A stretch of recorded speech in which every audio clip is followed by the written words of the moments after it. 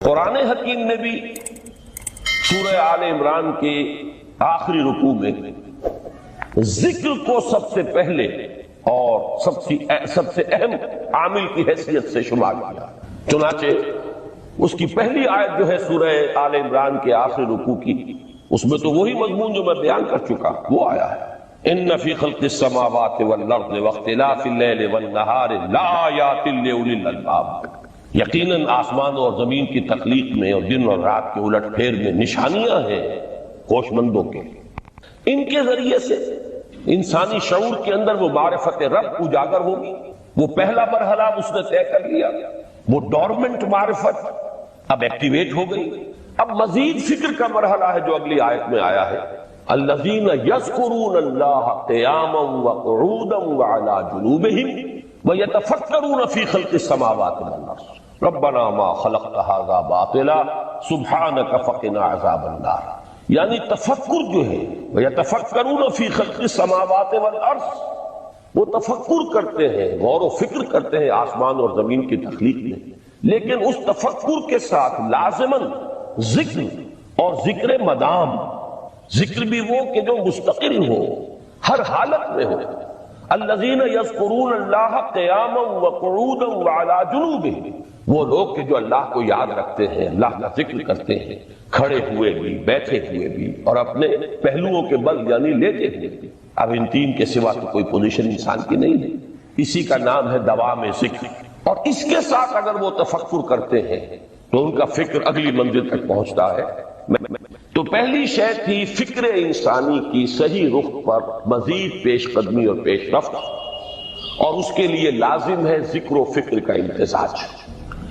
دوسری چیز کو لیجئے عمل کی درستی۔ اس عمل کی درستی کے لیے اللہ تعالی کے ساتھ ایک گہرے تعلق کی ضرورت ہے، اس لیے کہ صبر کی بحث میں یہ مضامین شاید آپ کے سامنے آ گئے ہو کہ صبر، جہاں مصیبت پر صبر ہوتا ہے، تکلیف پر صبر ہوتا ہے، اللہ کے احکام پر جمنا یہ بھی صبر ہے، نفس کی خواہشات کی باغ کو تھام کر رکھنا، کھینچ کر رکھنا یہ بھی صبر ہے، اور استقامت کسی شے پر قائم رہنا یہ بھی صبر ہے۔ تو عمل صحیح پر استقامت کے لیے وَاصْبِرْ وَمَا صَبْرُكَ إِلَّا بِاللَّهِ، اس صبر کی سب سے اہم جو بنیاد ہے، اس کا جو سب سے بڑا ذریعہ ہے، اس کا جو سب سے بڑا سہارا ہے، وَمَا صَبْرُكَ إِلَّا بِاللَّهِ، اس کے لیے ضرورت ہے ایک گہرے تعلق کی کہ اللہ کے ساتھ ایک ایسا تعلق برقرار رہے جو نہ صرف گہرا ہو بلکہ دائم و قائم، مسلسل۔ ذرا ظہول ہوگا تعلق مع اللہ میں، ذرا کمی آئے گی، شیطان کا وار کاری ہو جائے گا۔ اسی کو حضور نے حدیث میں یوں تعبیر کیا ہے تمثیلاً کہ جو دل اللہ کی یاد سے غافل ہے اس پر، فارسی کا وہ مقولہ بھی ہے کہ خانہ خالی را دیو بھی گیرت، گھر خالی رہے تو جنات اس پر دیو جو ہے آ کر قبضہ جما لیتے ہیں۔ تو خانہ قلب جو ہے اگر یاد خدا بندی سے خالی ہو گیا تو شیطان ابلیس لعین اپنی تھوتنی ٹکا دیتا ہے۔ یہ لفظ آتا ہے سور کے منہ کے لیے تھوتنی، جس طرح اس کا نکلا ہوا سا منہ ہوتا ہے آگے، تو یہ لفظ استعمال کیا گیا کہ وہ اپنی تھوتنی انسان کے دل پر جما کر اور پھوکے مارنی شروع کر دیتا ہے۔ تو شیطان کو موقع ہی کم ملتا ہے جب انسان کے تعلق مع اللہ کے اندر کمی، وہ خانہ بالکل خالی ہو گیا ہو یا اتنا ضعیف ہو گیا ہو کہ کل عدم ہو جائے، گویا کہ نہیں۔ تیسری چیز کی طرف آئیے، روحانی ترقی۔ روحانی ترقی کے لیے میں ایک اصطلاح کے سامنے لا رہا ہوں، اس سے مراد کیا ہے؟ روحانی ترقی کے لیے ہماری دینی اصطلاح ہے تقرب الی اللہ، اللہ سے قریب تر ہوتے چلے جانا۔ اس پر میرا کتابچہ بھی ہے، تقرب الی اللہ کے دو مدارج، دو درجے، جو در حقیقت ایک حدیث نبوی علیہ الصلوۃ والسلام ہی پر مبنی ہے کہ حضور نے ایک درجہ قرار دیا ہے تقرب بالفرائض، فرائض کے ذریعے سے انسان اللہ کا قرب حاصل، ایک ہے تقرب بالنوافل، نوافل کے ذریعے سے اللہ کا قرب حاصل ہے۔ ان میں کیا نسبت و تناسب ہے، اہمیت کے اعتبار سے کون بڑھ کر ہے، بلندی کے اعتبار سے کون بڑھ کر ہے، یہ تمام مسائل میں نے اپنی اس تقریر میں بیان کیے تھے جو اس کتاب سے بھی شائع ہوئی ہے۔ اس وقت میں اس کی تفسیر میں نہیں جا رہا، صرف یہ تذکرہ اس لیے کر رہا ہوں کہ جن کو بھی خواہش ہو جائے وہ اس کا مطالعہ کرے۔ ہماری اس وقت کی گفتگو سے وہ کتابچہ اس جگہ پر منسلک ہوگا۔ تو تقرب الی اللہ، یہ تقرب کوئی فزیکل فینومینن نہیں ہے، جسمانی یا مادی مسئلہ نہیں ہے۔ اللہ سے قرب یہ نہیں ہے کہ کوئی کروڑوں میل کا فاصلہ ہے، اب ہمیں کوئی رسی پر چڑھنا ہے اوپر بڑی محنت اور مشقت سے، فصل تو ہے ہی نہیں، فاصلہ ہے ہی نہیں، بعد ہے ہی نہیں۔ نحن اقرب الیہ من حبل الورید، ہم تو انسان سے اس کی شہرگ سے بھی زیادہ قریب ہیں۔ ہوا معکم اینما کنتم، وہ تو تمہارے ساتھ ہی ہوتا ہے جہاں کہیں بھی تم ہو، بس صرف یہ کہ تمہاری توجہ نہیں ہوتی، تم اور چیزوں میں مشغول و مصروف رہتے ہو، تم ہماری طرف دھیان ہی نہیں دیتے، تم ہماری طرف متوجہ ہی نہیں ہوتے۔ ہم تو مائل بے کرم ہے، کوئی سائل ہی نہیں، راہ دکھلائیں کسے رہنم منزل ہی نہیں۔ انسان جب متوجہ ہو جاتا ہے اور بڑھتا ہے، آگے پیش قدمی کرتا ہے روحانی اعتبار سے، تو یہ ہے در حقیقت تقرب الی اللہ، اور اسی کو ہم کہیں گے روحانی طرح۔ اب ان تین چیزوں کو اگر آپ نے ذہن میں جما لیا، پھر میری بات کی ترتیب اس کو ذہن میں قائم کیجئے۔ ہم چلے کہاں سے کہ دین کے ساتھ اصل مناسبت فلسفے کی نہیں، حکمت۔ نمبر 2، حکمت قرآنی کا پہلا اور اہم ترین اور بنیادی مسئلہ معرفت رب کا حصول، اس کا نتیجہ شکر خدا، اس کا ذریعہ آیات آفاقی، آیات انفسی، اور سب سے بڑھ کر آیات قرآنیہ، جو الذکر، جو تذکرہ ہے، جو ذکر ہے۔ لیکن اس پہلے مرحلے کو اگر کوئی انسان بفضل ہی تعالی، اللہ کے فضل و کرم سے طے کر لے، اب اس کے سامنے تین مسئلے ہیں۔ فکر کی مزید پیش رفت، مزید پیش قدمی صحیح رخ پر، اس کے لیے ذکر اور فکر دونوں کا امتزاج، فقر قرآن اختلاط ذکر و فکر۔ الذین یذکرون اللہ قیاما وقعودا وعلی جنوبہم ویتفکرون فی خلق السماوات۔ دوسری شے عمل کا درست رہنا، نہ افراط و تفریط ہو، عدم توازن ہو، نہ انسان نفس سے مغلوب ہو جائے، نہ انسان جذبات کی رو میں اندھا ہو جائے، نہ انسان ماحول سے مرعوب ہو کر متاثر ہو، صحیح رخ پر اس کا عمل۔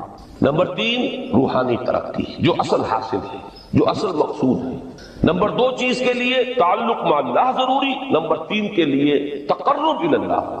اب غور کیجئے، ان تینوں چیزوں کا بڑا گہرا تعلق ہے نماز کے ساتھ، ان تینوں کے لیے ستون کی حیثیت نماز کو۔ لہذا ایمان کے بعد یا معرفت رب کے بعد حکمت دین کا اہم ترین مسئلہ نماز، صلاۃ، اس لیے کہ ایک طرف یہ انسان کو اللہ کے ساتھ ایک گہرے تعلق کا ذریعہ فراہم کرتی، اپنے تمام مصروفیات میں سے، ان مشغولیتوں میں جن میں گم ہونے کا خدشہ ہوتا ہے، نکلو۔ 24 گھنٹے کے معمولات میں سے کم 5 مرتبہ تو لازماً نکلو، اور اپنے آپ کو ذرا، اپنے حواس کو بھی، اپنی باطنی کیفیات کو بھی ذرا تازہ کرو۔ اگر کوئی گندگی، نجاست، کسی طرح کی ناپاکی کا کوئی معاملہ ہے، طہارت حاصل کرو۔ طہارت سے تمہارے اندر روح کو بھی بالیدگی ہوگی، تمہارے حواس بھی تازہ ہوں گے، تم گویا کہ بحیثیت کل تمہاری ہستی چاق و چوبند ہو جائے گی۔ وہ کسل، وہ سستیاں، وہ جو ایک کثافتیں ہوتی ہیں، ان سب سے نجات حاصل کرو، اور اب اپنے رب کے حضور میں کھڑے ہو جاؤ، اس کے ساتھ اپنا عہد بھی تازہ کرو، اس کی اہم صفات کو بھی اپنے ذہن میں پھر مستحضر کرو۔ یہی وجہ ہے، دیکھیے میں نے جو آیات آپ کو شروع میں سنائی تھی، سورہ لقمان کی 2 آیتیں، پہلی آیت میں اس کا ترجمہ کر چکا، دوسری آیت وَلَقَدْ وَإِذْ قَالَ لُقْمَانُ لِابْنِهِ وَهُوَ يَعِظُهُ يَا بُنَيَّ لَا تُشْرِكْ بِاللَّهِ إِنَّ الشِّرْكَ لَظُلْمٌ عَظِيمٌ۔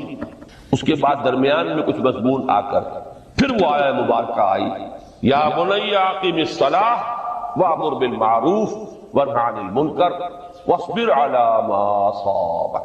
گویا کہ اہم ترین چیز، بنیادی ترین چیز، اللہ کو محض پہچان لینا کافی نہیں ہے، یاد رکھنا ضروری ہے۔ اللہ یاد رہے گا تو فکر صحیح آگے بڑھے گا، اللہ یاد رہے گا اور اس کے ساتھ ایک گہرا تعلق جو ہے برقرار رہے گا تو عمل درست رہے گا۔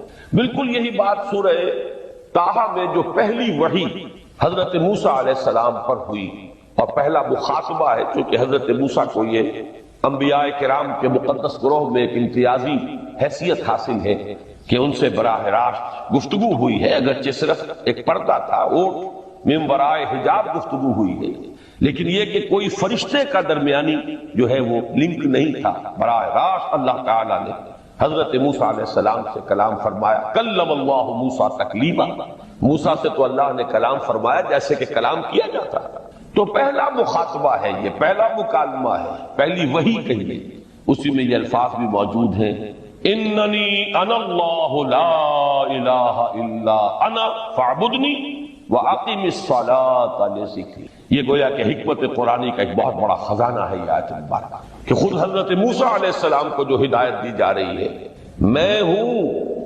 میں اللہ، اننی انا اللہ لا الہ الا انا، میرے سوا کوئی معبود نہیں، فاعبدنی، بس میری بندگی، میری عبادت، میری پرستش، میری محبت، اس کو اختیار کرو۔ وَأَقِمِ الصَّلَاةَ لِذِكْرِي، اور نماز کو قائم رکھو میری یاد کے لیے۔ بلکہ اسی سلسلہ کلام میں آگے چل کر سورہ طٰہٰ میں آتا ہے، کافی گفت و شنید کے بعد جب حضرت موسیٰ نے کچھ معذرت بھی کی، کچھ دعائیں بھی کی، اللہ نے ایک دعا قبول بھی کی کہ ان کے بھائی کو بھی شریک کر دیا، حضرت ہارون کو بھی۔ اس کے بعد پھر جب فرمایا کہ اب جاؤ فرعون کی طرف، تو اس میں فرمایا وَلَا تَنِيَا فِي ذِكْرِي، اور دیکھنا یہ جو عظیم مشن تمہارے کندھے پر آ گیا ہے، بڑا بھاری اور کٹھن ایک فرض ہے جو تم پر عائد ہو گیا ہے، اس کے لیے سب سے بڑی تمہارے پاس جو قوت کا ذریعہ ہے وہ نماز ہے۔ فَلَا تَنِيَا عَنْ ذِكْرِي، میری یاد میں کبھی غفلت نہ کرنا، اس میں کبھی کوئی کمی نہ آنے دینا۔ جیسا کہ میں نے عرض کیا تھا کہ جیسے ہی وہ تعلق جو ہے کمزور پڑتا ہے یا منقطع ہو جائے معاذ اللہ، تو پھر انسان گویا کہ شیطان کے لیے ایک لقمہ تر بن جاتا ہے۔ اب آپ غور کیجئے، تیسری شے تقرب الی اللہ، اس کے حوالے سے بھی جو فرائض اور نوافل کی بات ہے اس کو اس وقت ذہن سے نکال کر یہ سمجھیے کہ اس میں نماز کا کیا مقام ہے، اس لیے کہ نماز فرض بھی ہے، نماز نفل بھی ہے، وہ تو دونوں میں شریک ہو جائے گا۔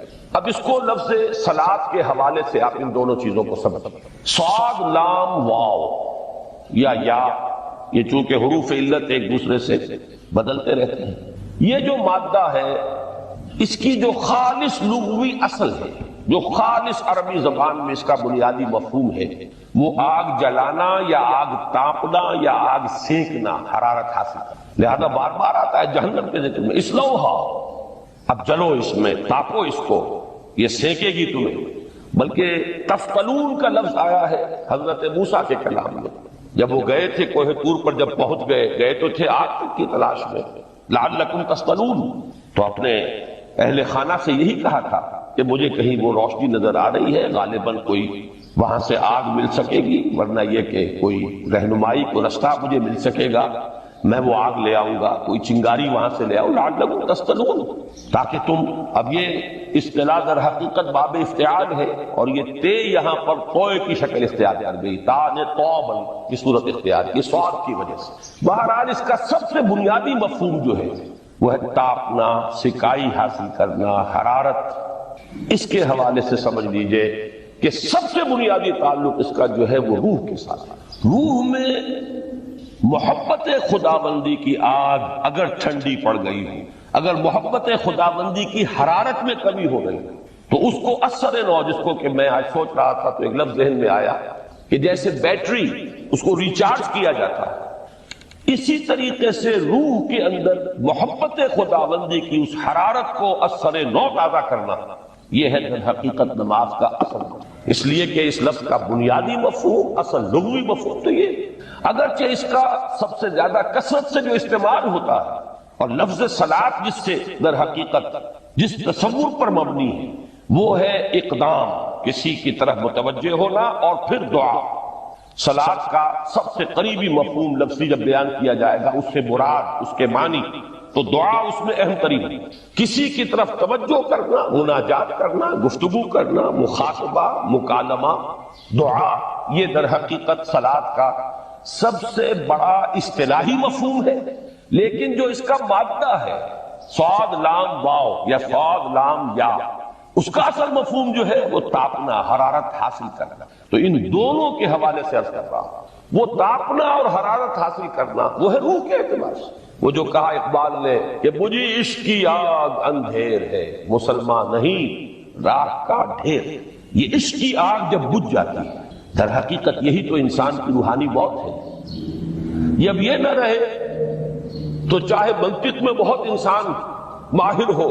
مجھے اقبال کا ایک شعر یاد آیا تقابل کرتے ہوئے، ایک انسان محکوم اور ایک انسان حر، آزاد انسان، ان کی نفسیات میں جو بنیادی فرق علامہ اقبال نے مختلف مواقع پر بیان کیے ہیں.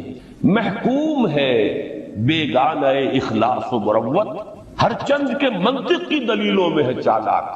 تو منطق کی دلیلوں میں انسان چالاک ہو جائے اور وہ لغت ہائے حجازی کا وہ ایک خزانہ بن جائے، اسے تمام الفاظ کے معنی یاد ہو، وہ بڑے مسائل فقہ کے اسے ازبر ہو، جزیات بے انتہا جزیات جو ہے وہ مستحضر ہو، فلسفے کے بڑے بڑے مسئلے اس نے حل کر لیے ہیں، لیکن اگر روح میں وہ اللہ کی محبت کی آگ نہیں ہے، وہ تپش نہیں ہے. مجھے عشق کی آگ اندھیر ہے، مسلمان نہیں راہ کا ڈھیر. اسی کے حوالے سے آج مجھے یاد آیا تھا کہ وہ جو بڑی سادہ سی ایک نظم ہے، اللہ تعالیٰ سے دعا یا رب دل مسلم کو وہ زندہ تمنا دے، اس میں بھی جو الفاظ آئے ہیں جو روح کو گرما دے اور قلب کو تڑپا دے. یہ ہے اصل جو مقصود ہے نماز کا. اور یہی وہ چیز ہے جیسا کہ میں نے عرض کیا تھا کہ نگاہوں سے اوجھل، یہ پہلو سامنے ہے ہی نہیں. دوسرا پہلو سامنے ہے اور وہ بھی میرے نزدیک بہت اہم ہے، بہت بنیادی ہے، اس میں کوئی شک نہیں. لیکن یہ ہے بلند ترین منزل کہ تقرب الی اللہ. اس کے لیے در حقیقت یہ کس لیے درکار ہے؟ روح کے اندر عشق کی حرارت اور گرمی تازہ ہوتا ہے. بسا اوقات یہ اندر دب جاتی ہے، جیسے انگارہ ہوتا ہے آگ کا، اس کے اوپر خاک اور راکھ آ جاتی ہے، اندر کچھ ہوتی ہے. آگ دبی ہوئی سمجھ، آگ بجھی ہوئی نہ جان، اس دبی ہوئی آگ کو پھر ایک شعلہ بنانا، پھر اس کے اندر ایک حیات تازہ پیدا کرنا. یہ ہے نماز کا اہم ترین اور بلند ترین مقصد. لیکن اس کے ساتھ ہی اس نماز میں ذکر ہونا، اس کا یہ ذکر ہے. اور ذکر کی جب میں فہرست بیان کیا کرتا ہوں بہت سے حضرات کے سامنے ہوگا کہ ذکر کا در حقیقت مفہوم ہے استحضار اللہ فی القلب. ہمارے ہاں غلطی سے جو ذرائع ذکر ہے انہیں ذکر قرار دے دیا گیا ہے. نماز ذکر نہیں ہے، نماز ذکر کا ذریعہ ہے. اقیم الصلاۃ لذکری، نماز قائم کرو میرے ذکر کے لیے. یہ اللہ اللہ کہنا یا ادعیائے معصورہ جو حضور صلی اللہ علیہ وسلم کی مصنون دعائیں ہیں، انہیں اپنے تمام معمولات دنیاوی کے ساتھ ساتھ ان دعاؤں کو بھی انسان پڑھتا رہے، اللہ سے دعا کرتا رہے. یہ تمام ذرائع ذکر ہے. سبحان اللہ الحمدللہ الحمدللہ، اس کا آپ ورد کیجئے، یہ بھی ذریعہ ذکر. حقیقت میں ذکر ہے استحضار اللہ فی القلب، اللہ کو دل میں لے آنا، اللہ کو دل میں حاضر کر لینا. اصل میں تو ترجمہ ہوگا، لیکن حاضر جاننا، یہ کیفیت جو ہے انسان کو حاصل ہونا. اب اس کے حوالے سے ذرا بات سمجھیے کہ ایک تو میں عرض کر چکا ہوں مجسم ذکر تو قرآن ہے، لہذا ذکر کی فہرست جب آپ کریں گے ذرائع ذکر تو ان میں سب سے پہلے قرآن ہے، اس لیے کہ وہ ہماری حکمت کے پہلے مسئلے کو حل کر رہا ہے، بنیادی مسئلہ، اہم ترین مسئلہ. دوسرے نمبر پر ذکر جو ہے، اب اس کے لیے کچھ اصطلاحات جو میرے مختلف دروس میں شاید آپ کے سامنے بعد میں آئیں یا پہلی آ چکی ہوں، ان کے حوالے سے میری بات سمجھیں. ایک ذکر غیابی ہے، تھرڈ پرسن میں، صیغہ غائب میں اللہ کی یاد، اللہ اکبر اللہ اکبر اللہ اکبر. ابھی اللہ اکبر جو ہے یہ جملہ اسمیہ خبریہ ہے، ایک حقیقت کی تکرار آپ کر رہے ہیں، اللہ سب سے بڑا ہے، اللہ سب سے بڑا ہے، سبحان اللہ سبحان اللہ سبحان اللہ. یہ در حقیقت ذکر غیابی ہے کہ آپ اس میں مخاطب نہیں ہے اللہ، ایک ذکر خطابی کہیں یا ذکر حضوری کہیں جس میں مکالمہ ہوتا، جس میں گفتگو ہوتی. تو نماز در حقیقت ذکر حضوری اور ذکر خطابی کی بلند ترین شکل. اس لیے میں نے عرض کیا تھا کہ نماز کے لفظ یا صلاۃ کے لفظ یہ اصطلاحی معنی جو اکثر و بیشتر کیے جاتے ہیں وہ ہے دعا. اور دعا میں ہوتا کیا ہے؟ مکاتبہ ہے، مخاطب، اے اللہ، اے میرے رب، اے پروردگار۔ پھر یہ کہ اس میں اقدام اور کسی کی طرف متوجہ ہونا، یہی وجہ ہے کہ افتتاح صلاۃ، نماز کو شروع کرنے کے لیے ایک تو وہ الفاظ جو قرآن مجید میں آئے ہیں، انی وجہت وجہی للذی فطر السماوات والارض حنیفا وما انا من المشرکین، یہ ہے توجہ کا ارتکاز، بشرطے کہ یہ صرف الفاظ ہی نہ نکل رہے ہوں، واقعتاً یہ تعبیر ہو اس وقت کی انسان کی نفسیاتی کیفیت کہ شعوری طور پر وہ فیصلہ کرتا ہے کہ اب میں منقطع ہو رہا ہوں، ہر چہار طرف سے اپنی توجہ کو ہٹا کر، ہر مسئلے سے اپنے آپ کو خالی و ذہن کر کے، یعنی ظاہری اور باطنی دونوں اعتبار سے میں اپنی توجہ کا ارتکاز کر رہا ہوں اس ذات کی طرف جس نے آسمانوں اور زمین کو پیدا کیا، اور بالکل یکسو ہو کر رہا ہوں۔ انی وجہت وجہی للذی فطر السماوات والارض حنیفا وما انا من المشرکین۔ اور دوسری وہ جو دعا جس سے ہم افتتاح کرتے ہیں اپنی نماز کا، دیکھیں اس میں خطاب کا کس قدر اہتمام، وہاں سبحان اللہ نہیں ہے، سبحانک اللہم، پاک ہے تو اے رب ہمارے، وبحمدک وتبارک اسمک وتعالی جدک۔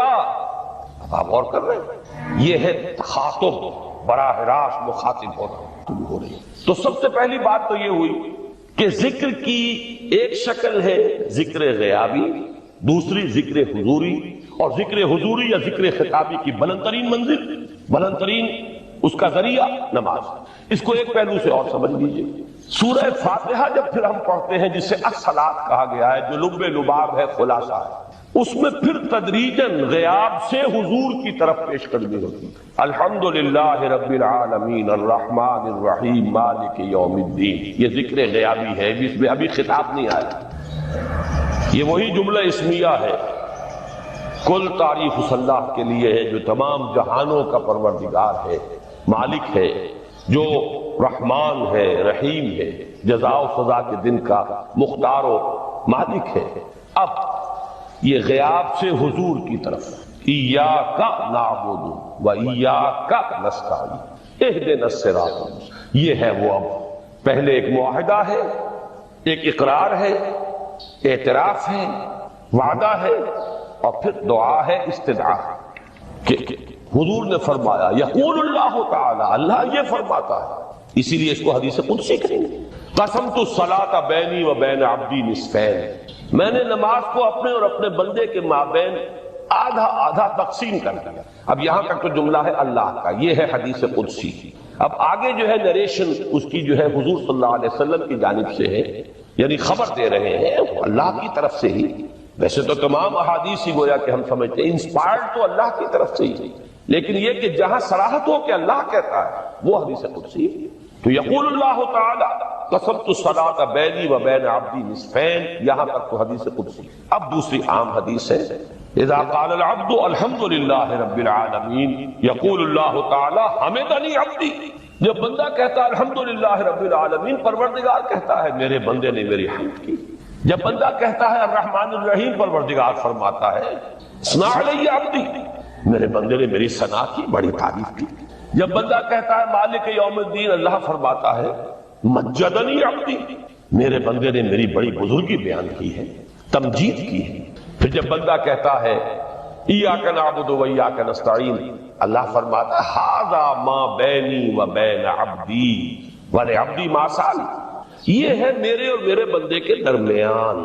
یہ تو معاہدہ ہے نا، معاہدے میں تو دو فریق جکڑے جاتے ہیں، بند جاتے ہیں، یہ میرے اور میرے بندے کے درمیان ہے، اور میرے بندے نے جو طلب کیا میں نے دیا، اس لیے کہ اس میں طلب بھی تو ہے، ایاک نستعین، تیری مدد چاہتے ہیں، یہ طلب ہے، اسی کی شرح ہے جو اب آخری 3 آیتیں ہیں، پروردگار ہم تیری مدد چاہتے ہیں، پروردگار ہم تیری ہی بندگی کرتے ہیں اور کریں گے، اور تیری ہی مدد چاہتے ہیں، چاہیں گے۔ اگر حال میں اس کا ترجمہ کریں گے زمانہ حال کے اعتبار سے، اس لیے کہ فعل مضارع میں تو دونوں موجود ہیں، شامل ہیں، تو یہ ایک اعتراف ہے، اظہار حال ہے۔ اللہ کرے کہ وہ واقعتاً صحیح اظہار حال ہو، ہم واقعی اللہ کی بندگی کرتے ہوئے یہ کہیں کہ ایاک نعبد، ورنہ اگر ہماری اصل صورتحال سے وہ مطابقت نہ رکھتا ہو تو پھر تو ایک طرح کا جھوٹ ہو جائے گا، غلط بیانی ہو جائے گا۔ इय्याका नअबुदु, तेरी ही बंदगी करते हैं और मुस्तकबिल में कीजिए, करेंगे, ये है अहद। तेरी ही मदद चाहते हैं, तुझी से मदद तलब करते हैं, तुझी से मदद चाहते रहेंगे।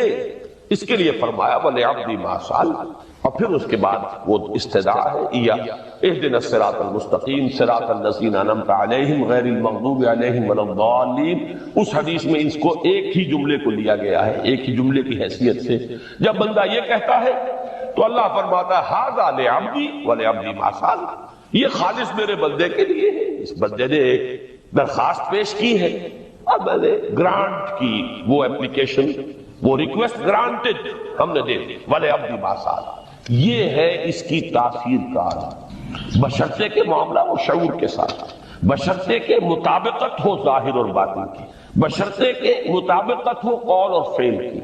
तो इसका इतना ऊंचा मकाम है कि एक एक जुमला इधर अदा हुआ, उधर अल्लाह की तरफ से रिस्पॉन्स मिल रही है। कोई इबादत अगर दिखावे के लिए की जाए वो शिर्क, ये शिर्क खफी। माल की मोहब्बत का शिर्क भी शिर्क खफी, नफ्स की इताअत का शिर्क भी शिर्क खफी, और ये सबसे खफी शिर्क है। हुजूर ने फरमाया सल्लल्लाहु अलैहि वसल्लम, मन सल्ला युराई फकद अशरका वमन सामा युराई फकद अशरका वमन तसद्दका युराई फकद अशरका। जिसने दिखाने के लिए नमाज पढ़ी उसने शिर्क कर दी, जिसने दिखावे के लिए रोजा रखा उसने, जिसने दिखावे के लिए खैरात की, सदकात दिए, वो शिर्क कर। कद अशरका, ये अरबी के मिजाज से वाकफियत हो, फेले माजी पर कद जो है तो वो परफेक्ट टेंस बन जाता, कर चुका, वो शिर्क में मुलव्विस हो चुका। मन सल्ला युराई फकद अशरका वमन सामा युराई फकद अशरका वमन तसद्दका युराई फकद। और तज्जिया करके यहां तक बताया कि अगर कोई शख्स नमाज पढ़ रहा हो और जब वो ये देखे कि कोई उसे देख रहा है तो अपने सजदे को तवील कर दे, ये शिर्क है। फर्ज कीजिए 5 सेकंड का सजदा वो कर रहा था, अब उसने 7 सेकंड की 2 सेकंड, इस एक सजदे के 2 मसजूद, तो 5 सेकंड का सजदा तो अल्लाह के लिए, 2 उसके लिए शिर्क। एक और बात फरमाई सल्लल्लाहु अलैहि वसल्लम, शिर्क खफी को पहचानना और देखना उतना ही मुश्किल जितना कि किसी स्याह शब्द तारीक रात में किसी स्याह पत्थर पर चलने वाली स्याह चींटी को देखना मुश्किल। तशबीह का बलागत और फसाद की इंतहा है। जैसे मैंने अर्ज किया था कि एक जोड़े की 2 जूतियों के माबैन जो मुशाबहत है, उम्मत मुस्लिमा और साबिका उम्मत बनी इसराइल के ऊपर जो हालात वारिद हुए उनमें वही मुश्किल। तारीक शब्द है, स्याह पत्थर है, उस पर स्याह चींटी रींग रही है। जितना उसको देखना मुश्किल है उतना ही शिर्क खफी को पहचान किधर किधर से आप पर हमलावर हो जाएगा, किधर किधर से आकर आपकी इबादत में, आपकी तौहीद में नकब लगाएगा। इसका आपको बड़ा मुश्किल, बहुत ज्यादा चौकस रहने की। और इसका इलाज बताया गया है खास तौर पर इबादत के जिम्मे कि कुछ न कुछ इबादत नफल भी की जाए, और नफल इबादत इस तौर से की जाए कि किसी को पता न। अब हमारा हाल ये हो गया है कि सारी, अगर कोई इशा की 17 रकतें पढ़ता है सबकी सब मस्जिद में पढ़ता। हालांकि सहाबा के दौर में मस्जिद थी फराइज की, बाकी जाकर नमाज घर में पढ़ोगे वो अफजल है। और नवाफिल तो खास तौर पर अगर किसी को तहज्जुद की तौफीक हो गई है तो किसी न किसी तरह ढंडोरा पीटेगा जी, क्या करें रात को जागना होता है, तबीयत जो है बड़ी भारी नहीं हो गया, अपना ढंडोरा पीट दी, तो इससे तो मर्ज और 2 हादसा हो जाएगा, रियाकारी और बढ़ जाएगा। इसी तरीके से सदकात नाफिला फरमाया, ऐसे दो कि दाहिना हाथ जो कुछ दे बाएं हाथ को पता न चले, किसी को पता। इससे वो रियाकारी की जड़ें कटती हैं। रियाकारी की जड़ें जो है दिल के, ये इलाज है रियाकारी का, लेकिन रियाकारी शिर्क। अब मैं आखिरी बात पर, आपने सोचा हो इस तजजिए के तहत तो हर गुनाह जो है अदना से अदना गुनाह भी शिर्क। फजर की नमाज के वक्त उठ के नहीं गए और चादर या कंबल को सीधा करके लेट गए, फिर कौन से गुनाह है जो अल्लाह माफ करेगा? ये जो मैंने आयत आपको 2 दफा जो आई है सूरह निसा में सुनाई, इन्नल्लाह ला यग़फ़िरु अन युश्रका बिही व यग़फ़िरु मा दून ज़ालिका लिमन यशा, अल्लाह ताला इसको तो हरगिज़ नहीं बख्शेगा कि उसके साथ शिर्क किया जाए, अलबत्ता उससे कम कर जिसको चाहेगा। तो जान लीजिए ये जो बारीक तज्जिया मैंने करके बताया है ये अपनी जगह 100% दुरुस्त, लेकिन इनमें जो ये चीजें हैं, कोई कोताही हो गई, कोई गुनाह हो गया, कोई शरीयत की मुखालफत होगी, नफ्स के किसी उस वक्त के दबाव में आकर ये गुनाह शुमार हो, अगर ये आपकी तबीयत सानिया न बन, अगर ये आपकी सेकंड नेचर बन गए तो एक गुनाह भी सारी तबाही लाने के लिए काफी। अगर आपने डेरे डाल दिए, गलती हो गई, معافی مانگو، توبہ کرو، استغفار کرو. نہیں کرو گے تو پھر ایک گناہ پر بھی دوام اگر ہو گیا اور اس گناہ نے ایک نے بھی تمہارا احاطہ کر لیا تو وہ جہنم میں خلود کی وعید قرآن. بلا من کسب سیئۃ واحاطت بہ خطیئتہ فاولئک اصحاب النار هم فیہا خالدون. کیوں نہیں جس نے کوئی ایک بھی بڑا گناہ، چھوٹا نہیں، یہ چھوٹے چھوٹے گناہ جو ہوتے رہتے ہیں گناہ کبیرہ لمم جن کو کہا گیا ہے، اس کی اللہ تعالیٰ کے ہاں پکڑ نہیں ہے، بلکہ وضو کرتے ہیں تو ہاتھوں اس طرح کے گناہ وہ دھل جاتے ہیں، آنکھوں کے گناہ دھل جاتے ہیں. گناہ کبیرہ اگر ایک بھی کریا اور مستقل کیا اور اس پر ڈیرے ڈال دی اور وہ آپ کا احاطہ کر. آج کے دور میں سود کا نظام، سودی کاروبار، وہ تو آپ کا احاطہ کر گیا، آپ کے پورے وجود کا احاطہ کر گیا. بلا من کسب، اور کسبہ کہتے ہیں جان بوجھ کر.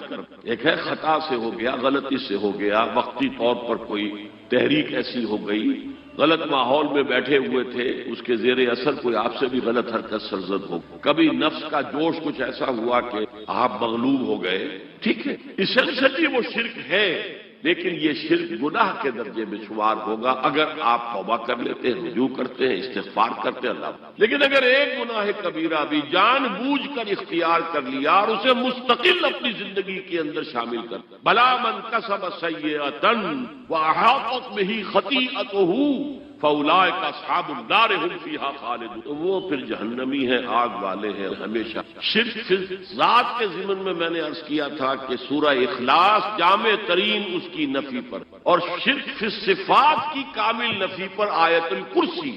آیت الکرسی ایک لمبی آیت، جیسے آیت البر ایک لمبی آیت، اور اس کو حضور نے فرمایا ہے سیدۃ آیات القرآن، پورے قرآن مجید کی آیات کی سردار ہے. اور یہ شرک فی صفات کے ضمن میں یہ شمشیر قاطع ہے، شمشیر برہان ہے. اللہ لا الہ الا ہو الحی القیوم، یہ وہی ہے. قل هو اللہ احد اللہ الصمد الحی. اللہ زندہ ہے لیکن اس کی زندگی کو اپنی زندگی پر قیاس نہ. تمہیں خوراک کی احتیاج ہے، اسے کوئی ضرورت. ما اريد منهم من رزق وما اريد ان يطعمون، مجھے کوئی احتیاج نہیں کہ مجھے کوئی پہنچائیں، رزق دیں، مجھے کھلائیں، مجھے کوئی. پھر تمہاری حیات نیند، اونگ، تھکان، ان تمام کمزوریوں کے ساتھ ہے. وہ الحی ہے، اپنی ذات میں خود زندہ ہے، حیات اس کی ذاتی ہے، کسی اور نے عطا نہیں کی ہے. ہماری تو مستعار ہے، عمر دراز مانگ کے لائے تھے 4 دن، 2 آرزو میں کٹ گئے، 2 انتظار میں. اور القیوم بقیہ پوری کائنات کے لیے وہی ہے، اس کو تھامے ہوئے. لا تاخذہ سنۃ ولا نوم، الحی، حیات کامل کہ اس کو نہ نیند آتی ہے نہ اونگ. لہو ما فی السماوات و ما فی الارض، آسمان اور زمین میں جو کچھ ہے اسی کی ملک. تم کسٹوڈینز ہو، تم امین ہو. یہ امانت چند روزہ نزدماس، در حقیقت مالک شے ہر شے خود. یہاں تک کہ یہ میرا جسم بھی میرے پاس امانت ہے. میں کون ہوں؟ میری خودی، میری انا، میری روح جو پوزیس کرتی ہے اس بدن کو. لیکن یہ پوزیشن ملکیت کا نہیں ہے، امانت کا. یہ امانت، یہ ہاتھ بھی امانت، میری زبان بھی امانت ہے، میری آنکھیں بھی امانت. من ذا الذی یشفع عنده الا باذنہ، یہ یہاں پر انداز بڑا پرجلال ہے. کون ہے وہ جو شفاعت کر سکے اس کے دربار میں مگر اس کے اذن؟ کسی کا ذاتی، کسی کا زور، کسی کا اختیار نہیں ہے کہ جس کی بنا پر وہ شفاعت کرے. ہاں اللہ کے. اور دوسری جگہ پر آتا ہے جس کے لیے وہ چاہے گا اور جس کو اجازت دے. جیسے کہ آتا ہے اما یتساءلون یوم یقوم الروح والملائکۃ صفا، اور ان میں سے کوئی بھی بات نہیں کر سکے گا، کلام نہیں کر سکے گا. لا یتکلمون الا من اذن له الرحمن، سوائے اس کے جسے رحمان اجازت دے. وقال صوابا، اور صحیح بات کرے گا، کوئی غلط بات نہیں کرے. یعلم ما بین ایدیہم وما خلفہم ولا یحیطون بشیء من علمہ الا بما شاء. وہ تو جانتا ہے جو کچھ بھی ان کے سامنے ہے اور ان کے پیچھے ہے، اور یہ کوئی احاطہ نہیں کر سکتا مخلوقات میں اس کے علم میں سے کسی کا بھی سوائے اس کے جو وہ خود. یہاں بڑے ہی لطیف انداز میں شفاعت باطلہ کے تصور کی نفی ہو. دیکھیے آپ کہیں جا کر کسی مجسٹریٹ سے سفارش کرتے ہیں تو کیا کہتے ہیں؟ اجی یہ فائل کے اوپر جو کچھ ہے آپ اس پر نہ جائیے، یہ گواہیاں وغیرہ جڑی ہیں، میں آپ کو بتاتا ہوں. اللہ کے سامنے کوئی یہ کہہ سکے اے اللہ تیرے علم میں نہیں ہے، میرے علم میں. یعلم ما بین ایدیہم وما خلفہم، وہ تو جانتا ہے جو کچھ ان کے سامنے اور جو کچھ ان کے پیچھے ہے. ولا یحیطون بشیء من علمہ الا بما شاء، اور ان میں سے کوئی بھی جیسے کہ میں ابھی بتا چکا ہوں، بریلوی مکتب فکر کہہ رہا ہے کہ اللہ کا دیا ہوا علم ہے، محمد رسول اللہ کا ہے، لا محدود نہیں ہے، محدود قریب نہیں ہے، حادث ہے، تو جتنا اللہ چاہتا ہے جس کے لیے جتنا چاہتا ہے، لیکن اس کے علم میں سے احاطہ نہیں کر سکتا کوئی مگر جو وہ چاہتا ہے۔ وسع کرسیہ السماوات، اس کا اقتدار چھایا ہوا ہے، مستولی ہے آسمانوں پر بھی اور زمین پر بھی، ولا یعودہ حفظہما، اور اسے عاجز نہیں کر سکتی حفاظت۔ قیوم وہی ہے، صمد وہی ہے، لیکن اسے کوئی تکان عاجز، یہ اصل میں نفی ہے۔ جو تورات حافظے سے مرتب کی گئی تھی، 587 میں نبوکڈنضر کا جو حملہ ہوا تھا اس میں اصل تورات گم ہو گئی، اس وقت سے آج تک وہ اصل تورات ان کے پاس پیریڈ آف کیپٹیوٹی سے واپس آئے ہیں بیت المقدس میں، سائرس کے لطف و کرم کی وجہ سے، ذوالقرنین کے لطف و کرم کی وجہ سے، پھر یادداشتوں سے لوگوں نے وہ تورات پڑھی ہے، تو اس میں انسانی فکر شامل ہو، لہذا وہاں یہ لکھا ہے اللہ نے 6 دنوں میں آسمان اور زمین پیدا کیے اور 7ویں دن آرام، یعنی کوئی تکان لائق ہو۔ قرآن نے کہا، اللہ تعالیٰ نے فرمایا سورہ قاف میں، وَلَقَدْ خَلَقْنَا السَّمَاوَاتِ وَالْأَرْضَ وَمَا بَيْنَهُمَا فِي 6 أَيَّامٍ وَمَا مَسَّنَا مِن لُغُوبٍ، یقیناً ہم نے آسمان اور زمین اور جو کچھ ان دونوں کے مابین ہے انہیں 6 ہی دنوں میں پیدا کیا، وہ بات ٹھیک ہے، لیکن ہمیں کوئی تکان لائق نہیں ہوئی کہ ہمیں کسی آرام کی۔ لا یعودہ حفظہما وہو العلی العظیم، العلی وہی ہے سب سے بلند و بالا، لتکون کلمۃ اللہ ہی العلیٰ، تاکہ اللہ کا کلمہ سب سے سربلند ہو جائے، اور وہی عاصم ہے عصمت۔ اللہ تعالیٰ مجھے اور آپ کو بچائے، اپنے سابقہ زندگی کے گناہوں کو توبہ کر اور اللہ سے استغفار کر اور اپنے دینی فرائض کی انجام دہی کے لیے قبر بستہ ہو جانے کا عزم مصمم کر۔ اقول قولی ھذا واستغفر اللہ لی ولکم ولسائر